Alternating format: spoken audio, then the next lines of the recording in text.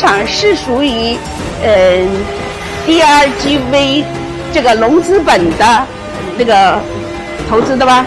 对，我们其中一个股东，也不算是全股，就但是其中是一个股东。啊，就是龙资本 DRGV 是其中的一个 DRGV 我就知道，DRGV 就是其中的一个股东。对，没错。OK，